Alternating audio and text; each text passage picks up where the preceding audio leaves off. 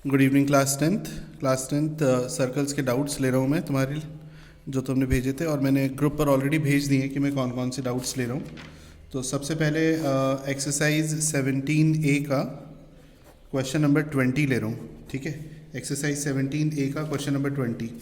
Exercise 17A में तुम लोगों ने ऑलमोस्ट मुझसे सारे क्वेश्चंस करवा लिए मक्कारो, चलो कोई बात नहीं।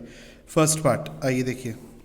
फर्स्ट पार्ट में लिखा है बच्चों कि ये एक पैरेललोग्राम है जो सर्कल के अंदर बना है। ये पैरेललोग्राम सर्कल के अंदर बना है और प्रूव करना है कि ये पैरेललोग्राम रेक्टेंगल होगा। यानी हमें गिवन है कि ABCD एक पैरेललोग्राम है, ABCD इज़ अ पैरेललोग्राम, और हमें प्रूव करना है कि ABCD will be a rectangle, will be a rectangle, ये हमें प्रूव करना है, ठीक है। अगर ये सर्कल के अंदर बना है तो ज़रा समझो। क्योंकि ये पैरेललोग्राम है इसलिए एंगल A और एंगल C इक्वल होंगे। पैरेललोग्राम के अपोजिट एंगल बराबर होते हैं, याद रखना। और एंगल B और एंगल D इक्वल होंगे। पैरेललोग्राम की प्रॉपर्टी चल रही है, एंगल A और एंगल B का सम 180 होगा, याद रखना। पैरेललोग्राम के एडजेसेंट एंगल्स का सम 180 होता है। तो अगर इसे x मान ले, इसे x मान ले, तो अगर A एंगल x है तो एंगल B की वैल्यू 180 माइनस x हो जाएगी, समझ रहे ना। तो प्लीज़ याद कर लीजिए प्रॉपर्टीज़। और एंगल B और एंगल D इक्वल होगा तो एंगल D भी 180 माइनस एक्स होगा, ओके। अब ज़रा समझो, हमें प्रूफ करना है कि ये रेक्टेंगल होगा। कैसे प्रूफ करेंगे देखिए, रेक्टेंगल कैसे होगा। अब बात करते हैं साइक्लिक क्वाड्रिलेटरल की। तो क्योंकि ABCD एक साइक्लिक क्वाड्रिलेटरल है इसीलिए इसके ऑपोजिट एंगल का सम 180 होगा, समझ रहे हैं। ये साइक्लिक क्वाड्रिलेटरल है और एंगल B और एंगल D का सम भी 180 होगा, ओके। तो x plus x is equals to 180, यानी कि x इज इक्वल्स टू कितना आ जाएगा 90। तो इसका मतलब एंगल A 90 हो गया, एंगल C 90 हो गया। अब अगर एंगल A 90 है तो आप जानते हैं एंगल A और एंगल B का सम 180 है। ये देखो ये लिखा हुआ है पैरेललोग्राम की वजह से, तो एंगल B भी 90 हो गया और एंगल B 90 है तो एंगल D भी 90 हो गया। तो चारों एंगल 90 हो गए। इसका मतलब ये पैरेललोग्राम जो कि सर्कल के अंदर बना है has to be a rectangle. Second part. अब सेकेंड पार्ट में आपको एक रोम्बस सर्कल के अंदर बनाया गया है। प्रूफ करना है कि अगर ये रोम्बस है ABCD तो ये एक स्क्वायर होगा। तो अगर ABCD एक रोम्बस है तो आपको प्रूफ करना है कि ABCD एक स्क्वायर होगा, बात समझना, ठीक है। तो अगर ये रोम्बस है तो इसके ऑपोजिट एंगल इक्वल होंगे, रोम्बस के ऑपोजिट एंगल इक्वल होते हैं। और रोम्बस के एडजेसेंट एंगल्स का सम 180 होता है। रोम्बस के एडजेसेंट एंगल्स का सम 180 होता है, याद रखना। A और B एडजेसेंट है, D और C एडजेसेंट है, ठीक है, याद रखना। अब क्योंकि रोम्बस की तो प्रॉपर्टी ये हो गई, ठीक है, लिख देता हूँ। और क्योंकि ये ABCD साइक्लिक है पिछली बार की तरह ही है, तो इसके अपोजिट एंगल का सम एंगल B और एंगल D का सम 180 होगा। तो यानी कि 2x इज इक्वल्स टू 180, तो x आ जाएगा कितना 90। तो ये 90 आ गया, ये 90 आ गया। और B और A का सम 180 होगा। क्यों होगा 180? साइक्लिक की वजह से या पैरेलल या रोम्बस की वजह से? रोम्बस की वजह से। रोम्बस में एडजेसेंट एंगल्स का सम 180 होता है रोम्बस में, साइक्लिक का कोई लेना देना नहीं है। तो अगर ये 90 है तो एंगल A कितना आ जाएगा? एंगल A भी 90 आ जाएगा, है ना। और A और C बराबर होंगे। A और C बराबर क्यों होंगे? A और C बराबर क्यों होंगे? साइक्लिक की वजह से नहीं, रोम्बस की वजह से। याद रखना, उल्टी सीधी प्रॉपर्टी मत लगा देना, रोम्बस की वजह से, ठीक है ना। रोम्बस की वजह से A और C बराबर होंगे, तो ये भी आपका 90 आ गया। चारों 90 हो गए, तो इसका मतलब ये क्या हुआ? स्क्वायर। क्योंकि रोम्बस की ऑलरेडी चारों साइड्स तो बराबर होती हैं, चारों एंगल भी 90 आ गए, तो ये क्या हो गया? स्क्वायर हो गया। चलो, तो याद रखना है कि अगर सर्कल के अंदर कोई पैरेललोग्राम है तो वो रेक्टेंगल हो जाएगा, अगर सर्कल के अंदर कोई रोम्बस है तो वो ऑटोमेटिकली स्क्वायर हो जाएगा, ओके। चलिए अगला जो डाउट है वो ये है 32, क्वेश्चन नंबर 32। अच्छे क्वेश्चंस हैं, कोई दिक्कत नहीं है। देखिए 32, ये एक्सरसाइज A के क्वेश्चंस हैं, एक्सरसाइज A के। अब 32 क्या कहता है, पहले एक बार क्वेश्चन ज़रूर रीड कर लेना। ये इस तरीके से एक लाइन बनी हुई है ACD, यहाँ पर सेंटर बनाया है, यहाँ पर सेंटर बनाया है P, और यहाँ पर सी से बी को ज्वाइन करके एक और सेंटर बना दिया है, ये है क्यू, ये एंगल है एक्स। ओके, इसको सर्कल नंबर 1 और इसको सर्कल नंबर 2 डाल देता हूँ। ये थोड़ी टेढ़ी लाइन है, सीधी लाइन नहीं है। ओके, टेढ़ी लाइन है, 150 डिग्री दिया हुआ है। तो ये जो 150 का एंगल है ये ए बी आर्क से बन रहा है ना, ए बी आर्क से। तो ए बी आर्क से सर्कमफ्रेंस पे 75 बनेगा। बोलो भाई, सेंटर पे बनने वाला एंगल डबल होता है। ओके, अब ज़रा सर्कल नंबर 2 देखो। सर्कल नंबर 2 में अगर मैं कंस्ट्रक्शन करूं, ये इस तरीके से बना दूं, इसको मैं मान लूं ई पॉइंट। तो ये जो एंगल है एक्सटीरियर एंगल, ये इंटीरियर ऑपोजिट के बराबर होगा, यानी ये 75 होगा। समझे बात को?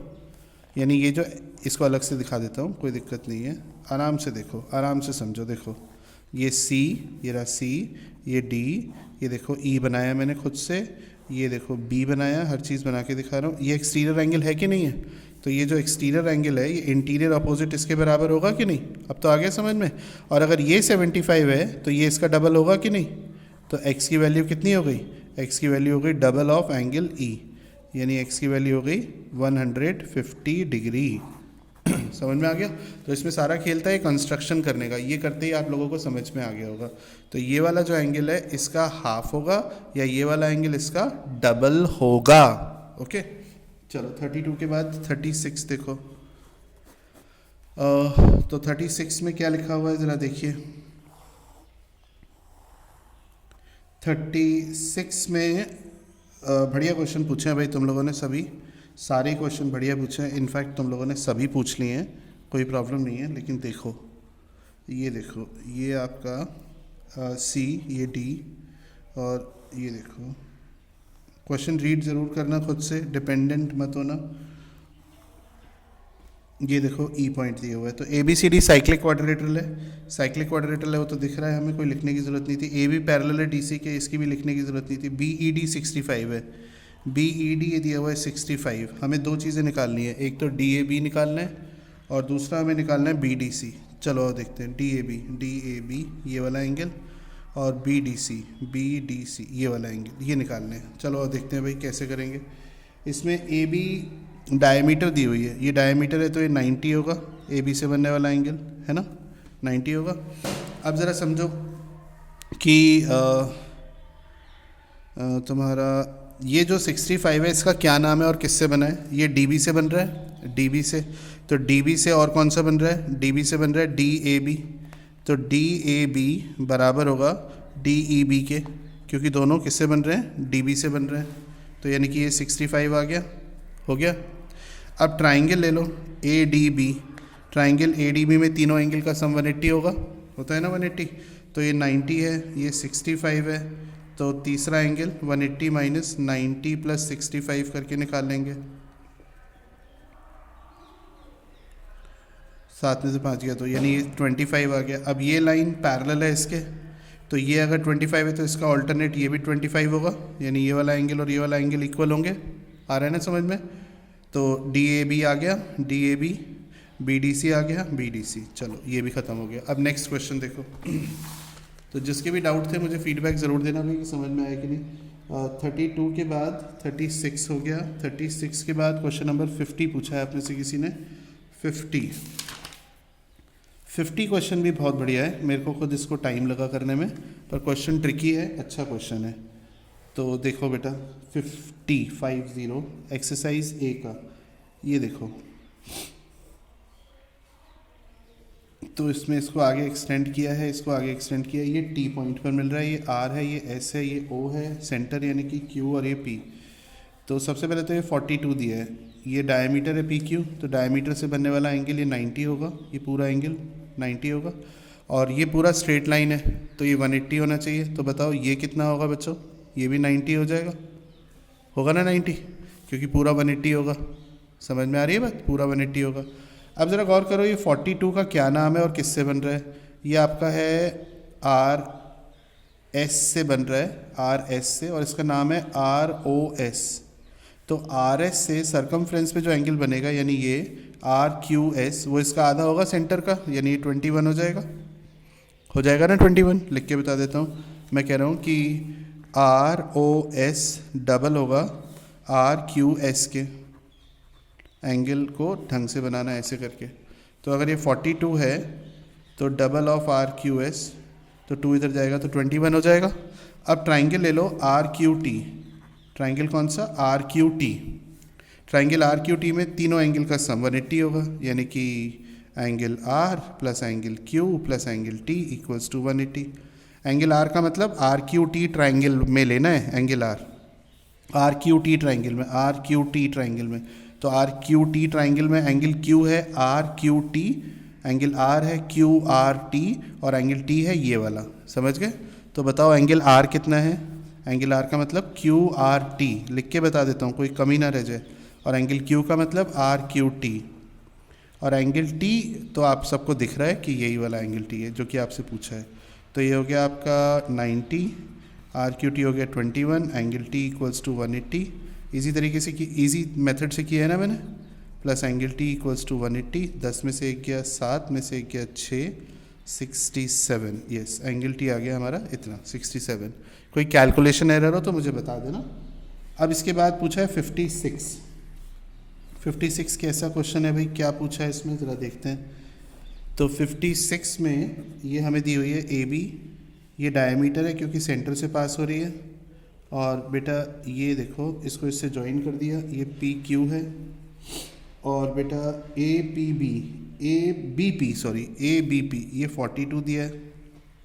और हमसे सबसे पहले पी क्यू बी पूछा है, तो पहले पी क्यू बी निकालते हैं, पी क्यू बी ये निकालते हैं। आओ देखो, तो अगर ये 42 है तो इसका क्या नाम है और किससे बना है, इसका नाम है पी बी ए।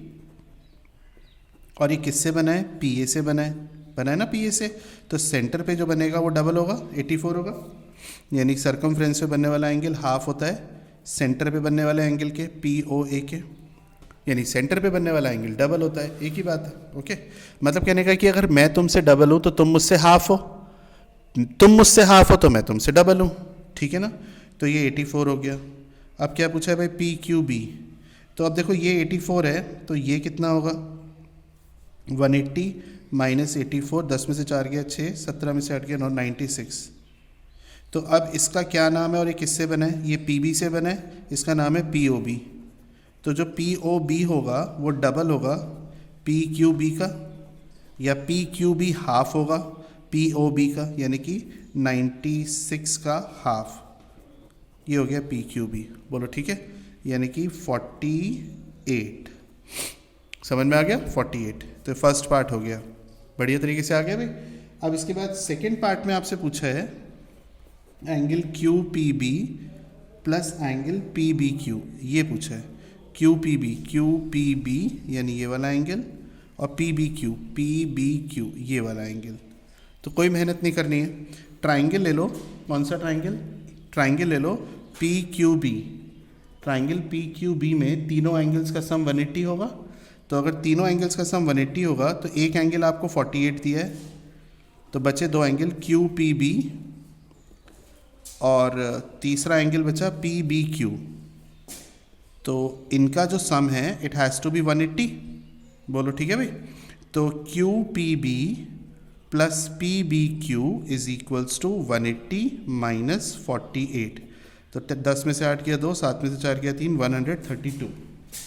समझ गए बात को। चलो अब ये हो गए 56। तो 17A के डाउट्स तो हो गए भाई। ओके, अब इसके बाद 17B में question number 7th। 17th B में क्वेश्चन नंबर 7th, ये बड़ा ट्रिकी क्वेश्चन है, अच्छा क्वेश्चन है ये, अच्छा क्वेश्चन पूछा है। कैसे होगा ज़रा समझो। A E और ये दिया हुआ है B, दिस इज C, ये D दिया हुआ है और ये दिया हुआ है D। ओके, यहाँ पर सेंटर बना हुआ है, सेंटर से मैंने O और O से C को और O से D को ज्वाइन कर लिया, दिस इज़ 132। और ये तीनों आर्क्स इक्वल दिए हैं, आर्क्स या कॉर्ड कह सकते हैं। So if the chords are equal then they will subtend equal angle at the centre, ये पता है ना। तो अब ज़रा देखो, इसको अगर हम E को C से ज्वाइन करें तो A B C E cyclic quadrilateral है कि नहीं है। A B C E is a cyclic quadrilateral. अगर ये साइक्लिक क्वाड्रिलेटरल है तो इनके ऑपोजिट एंगल्स का सम 180 होगा, यानी एंगल B और एंगल E। अब एंगल E का पूरा नाम लिखना ताकि कोई बच्चा AEC ना बोले या AED ना बोले। तो AEC it has to be 180। तो ये अगर 132 है तो एंगल AEC आ जाएगा, कितना आ गया AEC, 10 में से 2 गया 8, 7 में से 3 गया 4, यानी ये 48 आ गया। ठीक है, 48 समझ गए। अब ज़रा मैं O को B से और O को A से ज्वाइन कर लेता हूँ। अब ज़रा गौर करो कि मैं A से C को अगर ज्वाइन करूँ तो AC से सरकमफ्रेंस पर 48 बन रहा है, तो AC से सेंटर पे कितना बनेगा, डबल बनेगा। AC से, मैं दोबारा रिपीट कर दूं, AC से अगर सरकमफ्रेंस पर 48 बन रहा है then it will subtend double the angle at the centre, that is 48 का डबल कितना हो गया 96, तो ये पूरा 96 होगा, बोलो, यानी एंगल AOC 96 होगा, कंफर्म। और AB, BC और CD, इसको मैं अलग फिगर बना के दिखा रहा हूँ कुछ, देखो ये AB, BC और CD, ये तीनों कॉर्ड्स क्योंकि इक्वल हैं इसीलिए इनसे सेंटर पर जो एंगल बनेगा वो इक्वल होगा। अगर मैं इसे x मान लूँ, इसे x मान लूँ, तो ये भी x होगा। अब ज़रा ध्यान देना, इन दोनों फिगर्स को कंपेयर करना।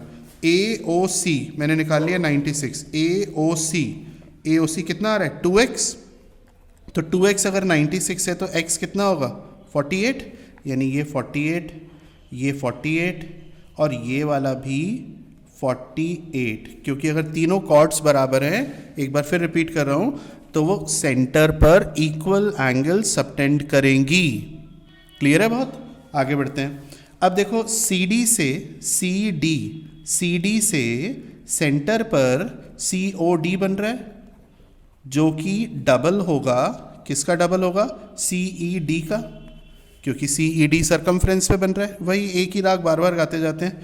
तो अगर ये 48 है तो CED कितना होगा 24। ठीक है, चलो देखते हैं अब क्या क्या निकला, क्या क्या बचा। AEB, तो AEB आ गया 8 और 4 12 72। AEB पहले तो AEB देखते हैं। ये मैं B को गलती से D बोल गया था अभी। तो AB से सेंटर पे बन रहा है 48, AB से सेंटर पर बन रहा है 48, जो कि डबल होगा सरकमफ्रेंस के एंगल का, यानी AEB का। तो AEB कितना हो जाएगा 24 हो जाएगा, बोलो भाई। ठीक है, पहला आ गया AED आ गया 48 + 24, और COD आ गया, तीनों एंगल आ गए। ओके, इस तरीके से करना है। ये थोड़ा टफ क्वेश्चन था, मुश्किल था। आगे बढ़ते हैं। 7th के बाद आते हैं 9th क्वेश्चन पर। 9th क्वेश्चन क्या कहता है ज़रा समझो। देखो बेटा, 9th क्वेश्चन में ये तो सेंटर है और ये एक साइड बनी है BC, ये ट्राइंगल बना दिया है इसने ABC, और कहता है AB is the side of regular pentagon. तो देखते हैं कि वो सेंटर पर कितना एंगल बनाएगी अगर ये पेंटागन की साइड है तो। आओ ज़रा समझाता हूँ। देखो, ये पेंटागन बना लिया, पेंटागन की साइड्स ने सेंटर पर इतना एंगल बनाया, 1 2 3 4 5। तो ज़रा बताओ इन पांचों का सम 360 है कि नहीं है? तो एक एंगल कितना बना 72, यानी सेंटर पे 72 बन रहा है। समझ में आ गया? और इसी तरीके से एक हेक्सागन बना के दिखाता हूँ तुम्हें। ये देखो हेक्सागन की सारी साइड सेंटर पे कितना एंगल बना रही है, 1 2 3 4 5 6, 1 2 3 4 5 6। तो अगर ये x है तो 6x बराबर 360, तो x कितना आएगा 60 डिग्री, यानी AC जो है वो 60 डिग्री का एंगल बनाएगी। ये 60 हो गया, बोलो ठीक है भाई। अब ज़रा देखो, ये जो 60 तुम्हें दिख रहा है ये किससे बना है, इसका क्या नाम है? मैं तो हमेशा इसी तरीके से पढ़ा रहा हूँ आपको, बहुत इजी मेथड से। तो AC से बन रहा है और इसका नाम है AOC। तो जो AOC होगा वो डबल होगा किसका, ABC का, यानी ABC आ गया आपका 30, एक ही झटके में, बात खत्म। और ये जो 72 तुम्हें दिख रहा है किससे बन रहा है, इसका क्या नाम है? AB से बन रहा है और इसका नाम है AOB। ये डबल होगा, किसका डबल होगा? ACB का, यानी ये आ गया आपका 36। अब ट्राइंगल ABC में तीनों एंगल्स का सम 180 कर देना, यानी angle BAC plus angle ABC plus angle ACB is equals to 180। ये वाला आपको पता है 30, ये वाला आपको पता है 36, और ये निकाल लेना बेटा। समझ गए ना बात को? चलिए, प्लीज़ इनको रीडू ज़रूर करना, तभी बेनिफिट होगा, बहुत मेहनत लगती है पढ़ाने में। अब आ जाओ 10th क्वेश्चन। तो 10th क्वेश्चन क्या कहता है भाई, ज़रा समझते हैं। 10th क्वेश्चन में ये बी डी, ये दिया हुआ है ए से डी को ज्वाइन कर दिया, ए से ई को ज्वाइन कर दिया, ई से सी को ज्वाइन कर दिया और सी से डी को ज्वाइन कर दिया। ठीक है भाई, तो वही B D is the side of regular hexagon. अब क्योंकि वो कह रहा है ए डी डायमीटर है, इसका मतलब है सेंटर यहीं पर ही पड़ा हुआ होगा, कंफर्म है। तो बी डी हेक्सागन की साइड है, तो हेक्सागन की साइड है तो वो 60 डिग्री का एंगल बनाएगी, बोलो। और डी सी रेगुलर पेंटागन की साइड है, रेगुलर पेंटागन की साइड है तो वो कितना एंगल बनाएगी, 72, जैसा कि अभी किया था। अब आपसे पूछा है ए डी सी, ये देखो ये दोनों साइड्स बराबर होंगी ट्राइंगल ओ डी सी में, क्योंकि रेडियस है। तो 180 माइनस 72 यानी 108, 108 का आधा 54 ये हो जाएगा, 54 ये हो जाएगा। और ये साइड बराबर है ट्राइंगल ओ बी डी में, तो 180 माइनस 60 यानी 120, तो ये 60 का ये हो जाएगा और 60 का ये हो जाएगा, बोलो ठीक है ना। अब ए डी सी आ गया भैया 54, बात खत्म। बी डी ए आ गया 60, बात खत्म। ए बी सी, अब ए बी सी कैसे निकलेगा इसको देखना है भाई, आओ ज़रा समझो। उससे पहले ए ई सी डी साइक्लिक दिख रहा है कि नहीं, ए ई सी डी, तो इसका मतलब angle A E C plus angle A D C, इसका सम 180 होगा कि नहीं होगा, बोलो। तो एंगल ए ई सी कितना आ गया, 180 माइनस ए डी सी यानी 54, 10 में से 4 गए 6, 7 में 126, ये आ गया 126, बोलो ठीक है। अब ए बी सी के लिए मैं इसको ज्वाइन कर रहा हूँ। अब ज़रा देखो ए ई सी बी साइक्लिक दिख रहा है दोबारा से कि नहीं, तो ए ई सी प्लस ए बी सी, इसका सम भी 180 होगा कि नहीं, बोलो होगा ना 180। तो ए ई सी ऑलरेडी निकाल चुके हैं 126, इसी को चालाकी कहेंगे, समझदारी कहेंगे, एक्सपीरियंस कहेंगे, बार बार करिए। तो ए बी सी आ गया भाई, 10 में से 6 गया 4, 7 में से 2 गया 5, 54। और चेक कर लेना, हो सकता है कि मुझसे भी कुछ गलत हो जाए। ए ई सी आ चुका है भाई, ख़त्म। तो 17th ए के डाउट्स हो गए, 17th बी के डाउट्स हो गए, ठीक है।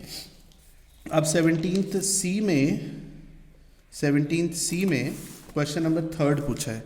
17th सी का क्वेश्चन नंबर 3 कह रहा है कि एक आइसोसेलेस ट्राइंगल है, उसकी किसी एक साइड को, मान लो ए बी और ए सी इक्वल है, कह रहा है किसी एक साइड को डायामीटर मान के एक सर्कल बनाना है, ठीक है। तो ये सर्कल बना दिया भाई डायामीटर मान के, इस तरीके से बना दिया सर्कल, और ये मान लो डी पर काट रहा है। तो कह रहा है प्रूफ करो कि वो बेस को बाइसेक्ट कर रही है, यानी आपको प्रूफ करना है, टू प्रूफ कि बी डी बराबर होगा डी सी के। कैसे होगा भाई, समझते हैं। देखो बेटा, ये डायमीटर है, इसका मतलब है इससे बनने वाला एंगल 90 होगा, कंफर्म होगा 90, पक्का ना। आपको डी को मिड पॉइंट प्रूफ करना है। अब अगर ये 90 है बेटा, तो ये भी 90 होगा, क्योंकि पूरा एंगल 180 होना चाहिए, बोलो ठीक है। तो अब ट्राइंगल ये और ट्राइंगल ये, यानी ट्राइंगल ए बी डी और ट्राइंगल ए डी सी, इसे ज़रा कॉन्ग्रुएंट प्रूफ कर दो। डी 90, ए बी ए सी के बराबर, ए डी कॉमन, कौन सी प्रॉपर्टी हो गई, 90, उसके सामने हाइपोटेनस और एक साइड। तो आर एच एस प्रॉपर्टी से triangle A B D congruent हो गया ट्राइंगल ए डी सी के। चलो लिख के बता देता हूँ, एंगल ए डी बी बराबर एंगल ए डी सी, कोई चीज़ रहनी नहीं चाहिए यार, ये हो गया 90 यानी हाइपोटेनस वाली बात। ए बी बराबर ए सी यानी ये हाइपोटेनस, ये नहीं हाइपोटेनस सॉरी, ये तो राइट एंगल हो गया ना 90, और ए डी बराबर है ए डी, ये हो गई एक साइड। तो R right angle R H S property से कॉन्ग्रुएंट हो गए। तो सी पी सी टी से बी डी बराबर हो गया डी सी के। इसका मतलब क्या हुआ कि डी मिड पॉइंट प्रूफ हो गया। समझ में आया कि नहीं। अब 17 सी का एक क्वेश्चन और पूछा है, 5th क्वेश्चन। आओ जरा 5th क्वेश्चन देखते हैं। कहता है the quadrilateral formed by the angle bisector of cyclic quadrilateral. ये देखो, ये साइक्लिक क्वाड्रिलेटरल है ए बी सी डी, ठीक है, ये साइक्लिक क्वाड्रिलेटरल है ए बी सी डी, और इसके एंगल बाइसेक्टर से, ये एंगल बाइसेक्टर है, ये एंगल बाइसेक्टर है, से जो क्वाड्रिलेटरल बन रहा है यानी P Q R S, proof करना है कि ये भी साइक्लिक होगा, यानी प्रूफ करना है कि P और R का सम भी 180 होगा, प्रूफ करना है कि Q और S का सम भी 180 होगा, ये प्रूफ करना है। कैसे करेंगे? देखो, इसको अगर हम x मान ले तो ये x होगा। क्यों? क्योंकि ये बाइसेक्टर है, क्योंकि ये बाइसेक्टर है, तो एंगल A और एंगल C का जो सम है इट हैज़ टू बी 180। क्यों? क्योंकि ABCD साइक्लिक क्वाड्रिलेटरल है। बोलो, एंगल A अगर 2x है तो एंगल C कितना आएगा? एंगल C आएगा 180 माइनस 2x, तो ये इसका हाफ हो जाएगा। एंगल C का हाफ कितना हो जाएगा? 180 माइनस 2x का हाफ, यानी 90 माइनस x, तो ये 90 माइनस x हो गया, ये भी 90 माइनस x हो गया। बोलो, समझ में आई बात? अब साइक्लिक क्वाड्रिलेटरल में अपोजिट एंगल का सम 180 होता है। अब ज़रा समझो, इसको अगर हम y मान ले तो ये भी y होगा। इसी तरीके से जैसे अभी ये निकाला था, ये 90 माइनस y और ये 90 माइनस y निकलेगा विद द सेम थ्योरी। अब देखो बेटा, ट्राइंगल ARB में, कौन से ट्राइंगल में? ट्राइंगल ARB में तीनों एंगल का सम 180 होगा। ये x है, ये y है, तो ये वाला एंगल कितना निकलेगा? 180 माइनस ब्रैकेट में x प्लस y निकलेगा या नहीं? इसी तरीके